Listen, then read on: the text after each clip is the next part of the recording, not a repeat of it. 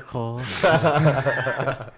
Had to be. You were waiting for that, weren't you? Yeah, of course.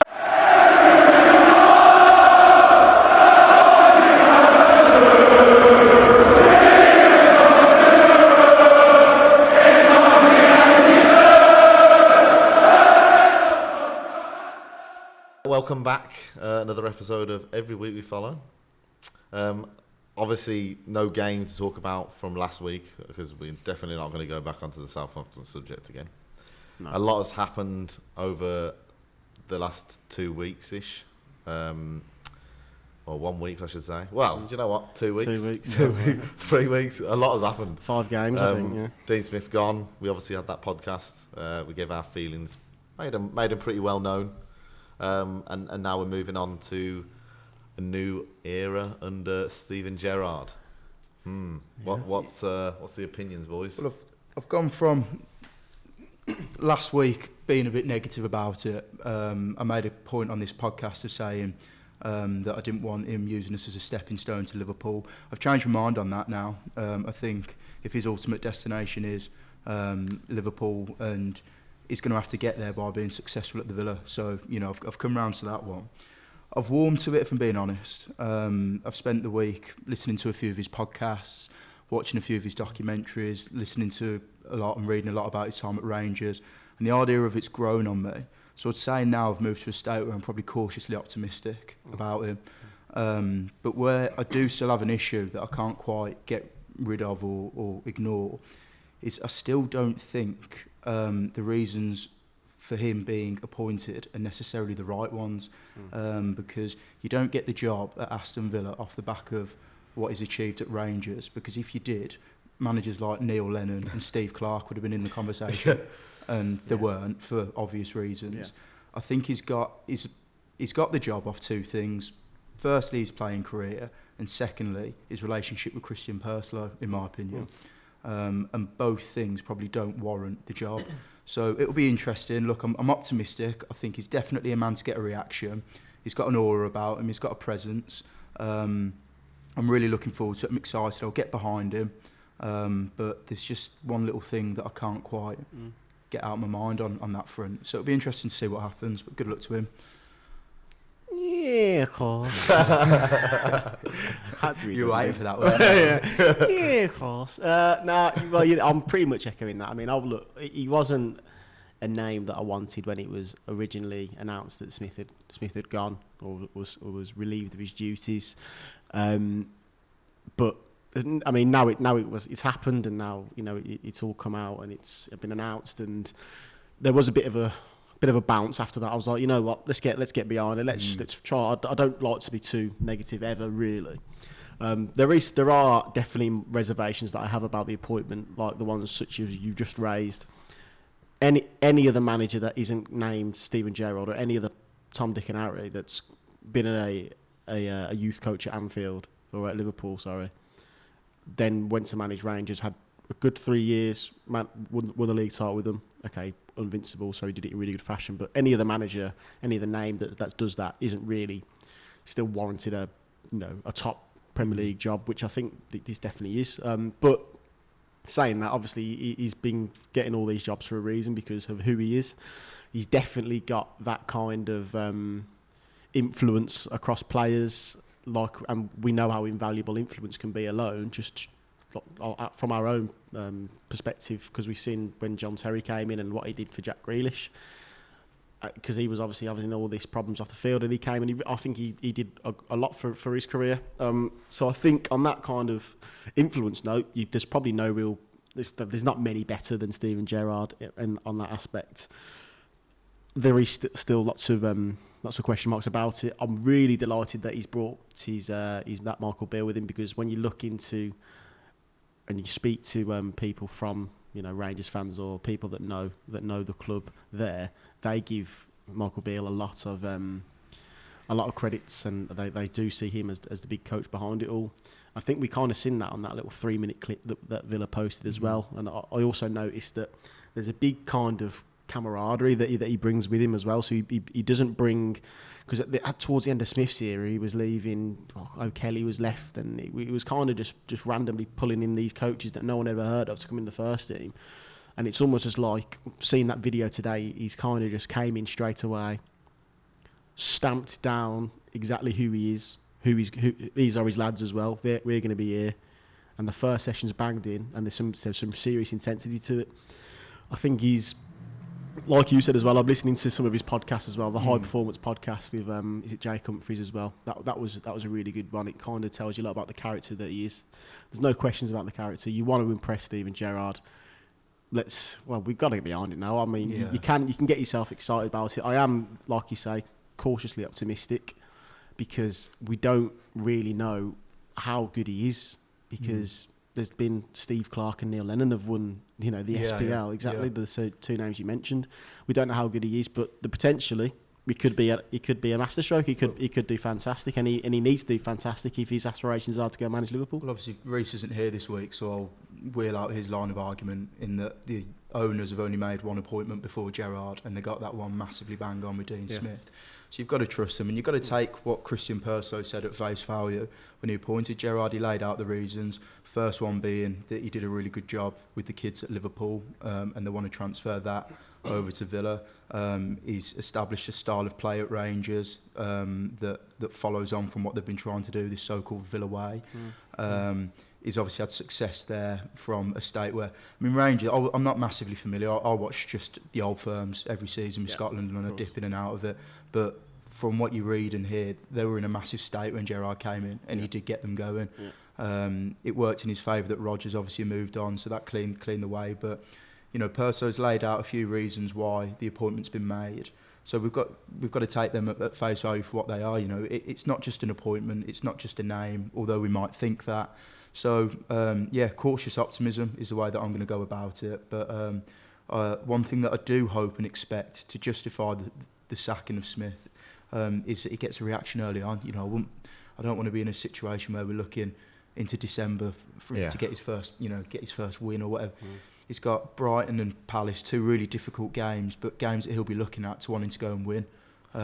So he needs to get off to a good start for me. I think what we have to respect is it is an off the cuff appointment, because we wanted we all spouted about it last week. We wanted a big name. We wanted to we needed a name to make everybody get behind and 100% back.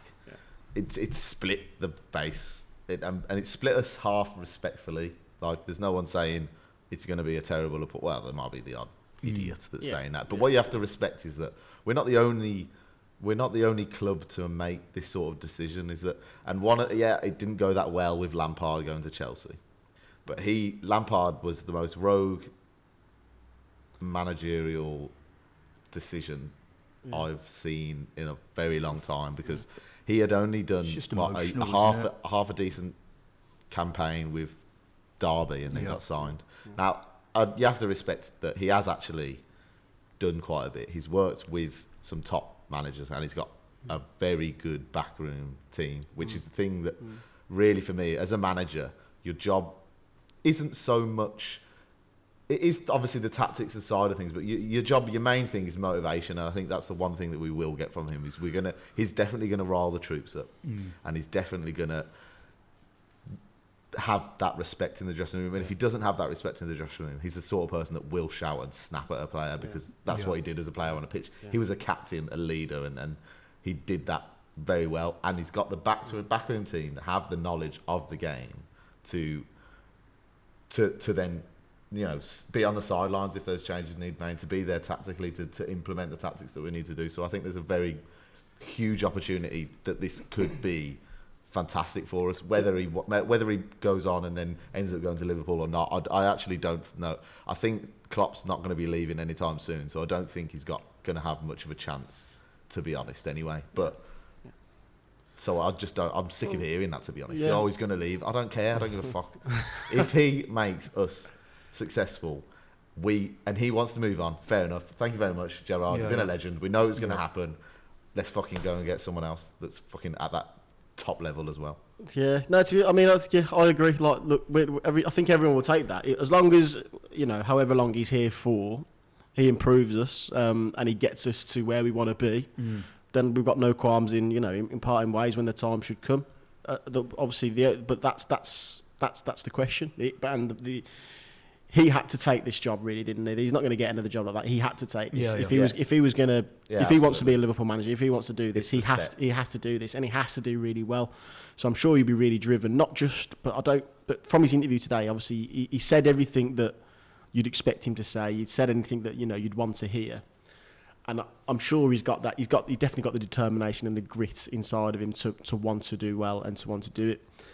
I like the way he speaks about. On like the kind of podcasts that I've listened to with him on, he seems like he's honest with his players. He has got that determination. He's got that grit, and he's like he doesn't really get too up and too emotional about things. He's really straight-minded or straight-headed. And with the way that the situations that he's been in the game, who else is going to give you the best advice? Istanbul in 2005 and where he's been. I mean, he's been there and he's been at the lowest of the low with that slip against Chelsea when he's cost his whole city. Exactly. Everything that they've been craving for so long. Yeah. So I think that's to our benefit as well. That experience. All right, he never won the Premier League, but what he would have learned and taken from that, I think he even got asked in one of the podcasts. Would you be a manager today if you won the league? He probably said, I'm not sure. I probably can't answer it. So they're good and bad that he's had the up and downs throughout his career. They're all to the benefit of us because he can transfer that knowledge and that experience onto the players. And on the interview today that he was talking about, he made a point of confirming and reassuring us that once he puts his mind to something and he's all in. So that was promising. That's good. So optimistic, excited, let's have it right. Steven Gerrard, managing the Villa. It was sort of a pinch yourself moment. Well, once you'd seen him in the training gear and all that kind of stuff. This is only the fourth club that he's been involved in. I was saying on the group chat with the lads that I used to play FIFA on like FIFA 07 or whatever year it was, and I used to buy Terry, Gerrard, and I used to buy all these players, and you can see him in the Villa kit. And so far, we've got Terry in the Villa kit, and we've seen him. We've seen Gerrard holding it. We'll see him in a suit, possibly. I'd hope so. No, he's not lying. He would always buy these players, even though they had like 42 pace or whatever. He just still Gerrard with his rocket of a shot from. No, but it's the little things like that that get you a bit excited, and I'm sure. We're being a bit pessimistic maybe, but we're also we are looking forward to seeing it. Of course. Come on, at 3 p.m. on Saturday when he's walking down the touchline, he's going to get a hell of an ovation, and it's going to be a really great atmosphere of the park. Yeah. I'm going to be like a school kid again, I'm going to be squealing like a little girl, I That's think. It, mate. Go on. Any pessimism that I've got, by the way, is nothing to do with him. Completely. Yeah. I don't blame him for taking the job. I think it's bold, ambitious, optimistic. He could have stayed in Rangers. He could have won another couple of titles. He could have, made a name for himself in Europe. This is what's really impressed me the most about the last week is that he's took it, and he's not took a week to decide or anything like that. He said the phone call came in Wednesday, and the Thursday he was there with the shirt held up. So any pessimism that I have, it's the reasons for him being appointed that have come above from the board. And, of course. But no, as far as he's concerned, brilliant. I mean, that's what it is. It's the only concerns we have is that it's the name that's got him where he is. It's not exactly what he's done as a proven manager, but at the same time, you look at the market out there when we were looking for managers. I don't think there was any name that I wanted out there, or there's no name with the CV that I would be personally looking for. His stock's high, isn't it, at the minute? So I mean, and it also, he's not like he's been offered. Or he's been offering every job. He's been offered the Newcastle job as well. He's not desperate to get in the Premier League. He'll wait for the right opportunity. Turn down Newcastle, and that's obviously quite a big job at the moment. So where he is, he's took this for a reason, and we can afford to get a bit excited. We're football fans at the end of the day. I suppose you look like you've got a burning question to ask. No, it's not. It's not a burning question. I was going to take over the Reece role a bit and get a bit passionate because I've been thinking about doing his mannerisms because I think this is something that he would say. That, talking about big clubs, he turned down Newcastle. He was at Rangers, and all the Rangers fans being like, "Oh, he's going to Villa. It's a step down." So I'm sick of hearing that as well. I'm sick of hearing it. Yeah, you're a massive club. But we're Aston Villa. Yeah. We've won the European Cup. We're not there just for some small reasons. And yeah, they have won trophies. They're at the top of the league. They've been into these competitions. But this is the most competitive league in the world. Yeah. We're a massive club. We're there. Yeah. I mean, I'm sick of hearing that. Well, I mean, exactly. You're playing the Reece role, and you know, it's obviously definitely what you think. But I don't. I mean, I look at that, and it just comes. I don't really care. Obviously, what anyone else has to say about us, we know, you know, what we are as a club. I think everyone else in football knows what Aston Villa are. I think Jamie Carragher did a column about his mate. I know he's backing his mate as well. They asked him, is Aston Villa a stepping stone to Liverpool for him? And he said, I think that's completely disrespectful, you know, to Aston Villa, who are in no way a stepping stone to any club in the world. You know, they're that big, and I know that obviously them two are very close. They feel the same. Anyone in football feels the same about it. In terms of what Gerrard has to offer for us, obviously we don't really know too much, as we said earlier. We don't watch Rangers apart from the Old Firm games. Me and Reece caught up with Ali Bean, who I'm going to call a Scottish football expert, and I'm sure he's going to be very delighted with that with that introduction. Me and Reece caught up with him. So let's hear what he had to say. Obviously, well, thanks for obviously agreeing to take a bit of time out of your evening. I suppose what the question is really is because in terms of his time in Scotland, we're probably a bit alien towards what Gerrard has done there. So, give us a bit of a brief roundup of what he's been up to, how it started out, how it went, and how it's finishing. Well, in brief, he revolutionised Rangers, really. I mean, I don't know if England would be familiar with it, but in Scotland, we called it the banter years for Rangers, because obviously, if financial trouble, they went down to the Scottish fourth tier. I mean, they got promoted, but they were in a really bad way. I mean, they were back in the Premier League. They finished third 2 seasons in a row. For an Old Firm club, we've got a budget about 10 times as much as any other club, and it's not good enough. They finished third twice in a row. They were got knocked out of a Europa League qualifier by a team from Luxembourg, and that's just in a terrible way. Celtic, I mean, Brendan Rodgers, excellent manager, good team, but Celtic were dominating. Celtic won 9 leagues in a row. They won 3 trebles in a row.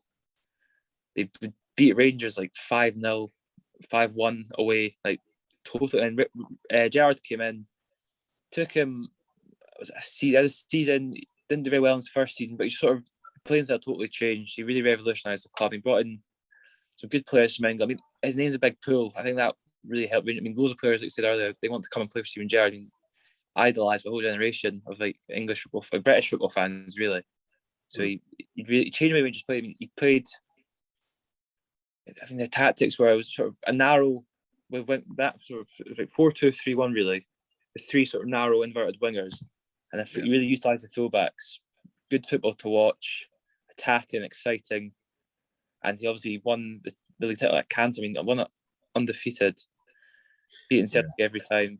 So he totally revolutionised. And now in Europe, he was excellent in Europe. I mean, Rangers started Europa League campaign, like the first qualifying rounds, you got to go for 4 qualifying rounds.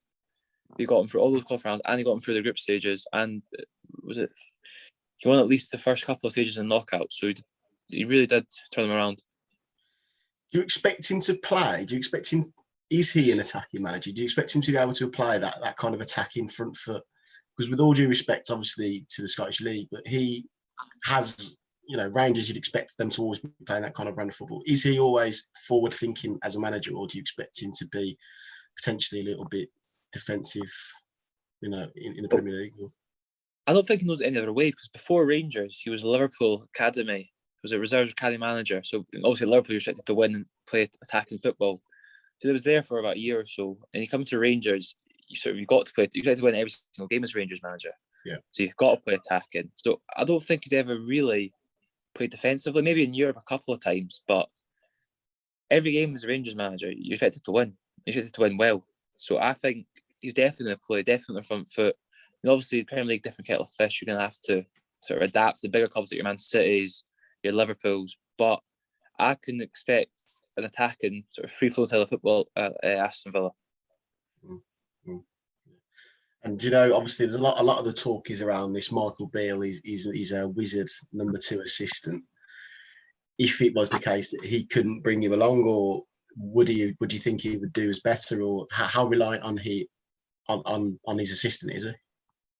Well, I think the tactics are heavily to do with Michael Beale. I think he sort of changed the whole system they played. I mean, Rangers never really used to play with attacking high wing backs, and they always played quite wide. But Michael Beale came in, he really changed the way they played, made the pitch a lot narrower, pushed the fullbacks up. The fullbacks, I mean, James Tavernier, Rangers right back, was top goal scorer for them last season, which would be really unheard of. But he just so many assists up and down the wing. I think Michael Beale really contributed to the way Rangers played. I think he will do again at Aston Villa. Well, yeah, we're at that point at the moment. We're not too sure if who the backroom staff is, but you can see the compensation. That's what, $4.5 million. It's been agreed now, so you can imagine he's taken quite a few ads with him. We're good that we've kept hold of Neil Cutler as well, by the sounds of things as well. I kept hold of Austin McPhee. That is a question, you know. I mean, to be honest, he used to be at Hearts. He didn't he? And now he's at Scotland national team now, isn't he? So yeah, Austin McPhee. Well, he looks like a bit of a cross between Gareth Southgate and Berkey Bjarnason, who used to play for us. So there's been a bit of a running joke about him. And actually, we've been leaking so many goals from set pieces recently. It started off very well, and then we've started leaking a load. I'm not sure if he ever came back from international duty. It should be sad. Or he's just been a shocker. So with Austin McPhee, I don't know what the crack is. I know that Gerrard does have a specialist set piece coach that I believe he's probably coming with him. So hopefully that probably tells a story. And I haven't been too impressed with Austin McPhee so far. So if he's to go, good riddance. Yeah. Was he first team manager at Hearts, or was he? He came in as assistant under Nuno's assistant at Tottenham. Ian Cathro, he and Austin McPhee were managing Hearts basically. Yeah. This disaster. And Austin McPhee managed us for a little bit, like a month or so, like as interim manager. Lost pretty much. We got relegated that season. Lost most games. So disaster class. Yeah, well, that was a Smith appointment, wasn't it, McPhee? I think he was trying to draw on any kind of links that he could get. I suppose that's the difference between Smith and Gerrard. Is if Gerrard needs a favour from someone in the game, he's probably owed a few, and also he commands that respect, and people want to work for him. So that's probably definitely a bit of a difference between the two. Reece, anything to ask? Anything to add? Or no, I think I'll be honest. We spoke about it on the podcast last week. I think we all said that whoever we appoint wants to be a name. When we were talking about names, we're probably thinking about it from a managerial point of view in terms of what they've done in the game. But you can't get many bigger in terms of personality and characters and what they've done professionally. Steven Gerrard, I think the one argument that I'm seeing at the moment is that he can win anything in the Scottish League, and although the Scottish League, we know the standard isn't up to the Premier League, we can all agree on that. People forget the position he took Rangers in. When he took them over, like you were saying, the season prior they got knocked out in Luxembourg by a part-time team in the Europa League.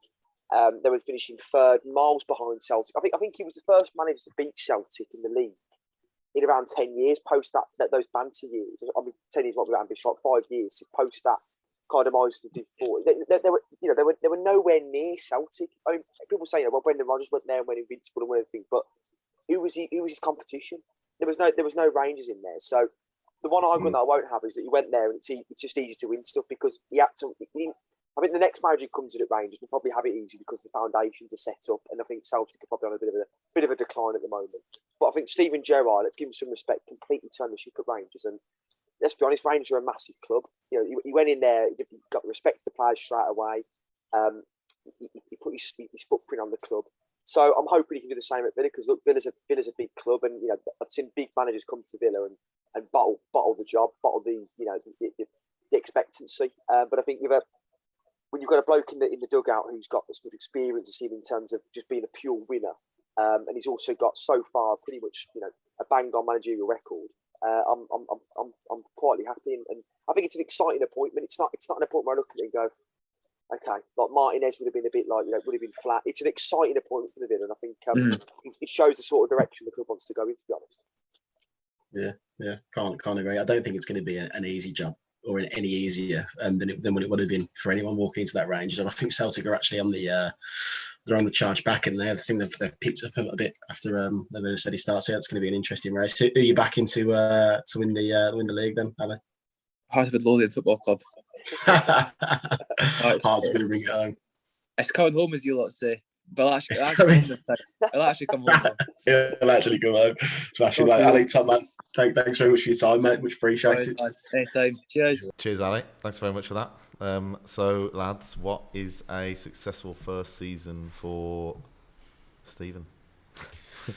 I would say, I mean, it's got to be 10th, really, hasn't it? 10th or above. Any lower than that, I think it's pretty underwhelming for what we expect. I mean, he's going to come in, the pressure straight on him, you know, and as he said, I liked when he said that in an interview. He said, "I'm in a club where you know the expectancy is high. I've been in football since I've been 17, 18, and that pressure has never been away. It's every single game he's been playing in for Liverpool. He's expected to win, especially at Rangers as well. He's expected to win every single game. And you know you're not expected to win every game at Villa, but you know, well they are. He is now. He is now because he's following our old mate, who's obviously done a fantastic job. But yeah, I think 10th or above it has to be. And to beat Man City with Jack Grealish coming off the bench. Yeah. I mean, I just want to see some consistency now. I want to, you know, stop leaking goals, stop being in a position where we're having to score 3 goals just to get a point out of a game. Get back to basics. Get a bit of consistency, string a few results together, and by far his most important game is that FA Cup 3rd round. You know, he's got to be targeting that. I want a cup for him, and I want to see that he's justified the decision, because it's a big, bold move that the club have made. They didn't have to do it necessarily, so I'd just like to see him justify and put a bit of faith back in the decision makers. And get us going again, get us going back on track. 'Cause it has been a bad month, hasn't it? Yeah, absolutely. Yeah, it's been a horrible month, hasn't it, really? And obviously Smith has also, you know, he's been announced now as Norwich manager. I was quite surprised that he's jumped in so quickly, to be fair. I thought he would have, I thought he'd be on the golf course. I did as well, but fair play to him. You know, he's clearly got a love for the game. I know he said this morning when he joined Norwich that since he was 16, he's only had 4 months out of football, and he said he didn't enjoy it at all. That's so, mad. Yeah, it's all right for some, isn't it? A lifestyle like that. He's, you know, he's got Villa to play twice. He's got a point to prove. He's 5 points off 17th, and he was there with 4 games to go with us a few years ago. So you wouldn't bet against him getting them safe and kicking them on. And if they did drop, who better to get them back up? So a really sensible, smart appointment from Norwich. And I wish him well, unlike some other individuals that have left the club recently, who I don't wish well, because I think they've joined rivals, and not really been a fan of the way they've left the club. I think Dino's left with his head held high. He's gone and took the Norwich job on, and I think every single Villa fan, apart from when they're playing us, should wish him well. Yeah, exactly. I think I'll definitely wish him well. I'd love to see him. I'd love to see him keep him up. To be fair, so I think I saw a lot of Norwich fans really against the appointment. To be fair, really against the idea of appointing him. But I think they're in really safe hands there. And like you say, either way it goes, that he could keep him up. He's been in a relegation battle before, albeit with, you know, some pretty good players that we had, and one in particular that really helped pull him out of it. But you know. He's got some good talent, good players there at Norwich, and definitely I feel like he can get a tune out of them, and he can get them playing as long as he can, you know, do what he did with us and that restart. They need to treat every single game at the moment like how we did after the Project Restart, and just be really hard to beat and see what they can do. Can you see a situation coming when it turns into a bit of an opera where they finish above us, or we need points off them, they need points off us? If we, dare I say it, get dragged into a bit of a relegation battle. Do you think it could get a bit? No, you don't. No, I don't. No, neither. I don't either. I've got faith in Stephen. I don't want to think about that, to be honest. No, I mean, you mentioned earlier that you think top half is where you want to be. I actually think with this squad has the potential to be better than that, and I mean, I'm not saying I expect it. I expect us to get top half, but it wouldn't surprise me if we manage to finish, you know, your 7th, right, your 6th. I mean, I'd be very recorded. I'd be very surprised. But yeah, I mean, look, that's all we want to see, really. Tighten up at the back first of all. I know he said it in his interview, which is spot on. Is what we need to do. We need to be harder to beat. We need to get that shape right, because it's pretty much been non-existent. You know, teams have been cutting through us way too easily of late. Thankfully, he touched on that on his interview, so that needs to get right first and foremost, and then we'll look to attack. And we've got so much attacking threat at our disposal. Obviously, once they all get fit, it'll help. But yeah. So when will that be? Next season? Exactly. When will that be? Talking about that attacking threat, I mean, we've got a bit of it back for the weekend. Brighton, first game. Yeah. Danny Ings back in Gerrard. training, seeing that. I don't even know. It'd be interesting to see his first team sheet. I think the squad of players that we have though, it's not. It does pretty much pick itself. I think. I don't want to see anything ridiculous because I know he doesn't completely know this set of players, but I don't want to see anything miraculous like he's. Oh, I don't fancy Konza. You know, but we've had people in the past who come in. They come in and they don't fully know squad of players and they pick like an enemy out of someone, or they just don't. Just like how when we had Carlos Gil start off with, everyone was like, "Why is he not playing? Let's play him. Let's play him. Yeah. Can we play him, please?" And he just didn't get a look in. Yeah. I just don't want any of that. But I don't think if he lines at first, get Ashley Young in central midfield, or yeah. or revert to a back five. Gerrard out, banners flying around. That first and foremost, I don't want to be scratching my head at the lineup because I'd never really, apart from possibly some occasions this season under Smith, I never really scratched my head at the lineup. I always understood by looking at the team what we were trying to do, what we were going for. I don't want to be returning to the Bruce days when they go, "What is that? Is that Chris Samba on the bench as emergency striker? What's going on? Who's at right back? Who's at centre half? Who's doing what there?" And then spending the first 5-10 minutes of the game trying to identify: are we playing through the back? Is he playing in midfield? Is he playing out wide? I just don't want any of that. I don't expect to be honest. I think obviously he's got his head screwed on. But we'll see. We'll see. It's going to be a roller coaster, and it all starts at 3:00 against Brighton. Yeah, his big decisions basically central midfield and striker. I didn't see Louise on that. No, but then training Nakamba's injured, isn't he? He's got himself hurt in the international break. So would he trust Ramsey?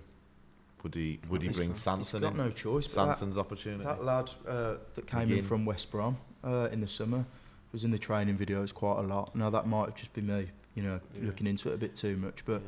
It's a clean slate for all these lads, and the young lads are included. If one of them Keenan can, Davis, mate, clean slate. I'm being positive. Keenan goes and has a good week in training. Fair play to him. But prediction-wise, I think it's going to be a 1-1. I think we'll get an early goal. Things will look good, and then I just think the Achilles heel of the last few months might creep back in at some point. But I don't think we've got to be looking to win the game, but a draw to stop the 5 games losses. I don't think Stephen. I keep calling him Stephen, like I know him. I don't think he'll be. I don't think he'll be too disappointed with that. Stevie Gerrard. 1-1, yeah. Yeah, 1-1. Wow. 1-1, Okay. 1-1. Well, I'd never back us to lose. I feel like we're gonna. I don't think it's going to be like an absolute vintage display, but we're gonna drag something out. We're gonna drag the 3 points out of it. And, maybe we'll see a bit of a Gerrard fist pump at the Holt end at the end of the game. That's all I want to see at the moment. That's all I need to see. Well, let's go. I'm still between 1 or 2 now. What do you reckon? 1 or 2? Toss a coin. 1-0. 1-0 Villa. Who's going to score it?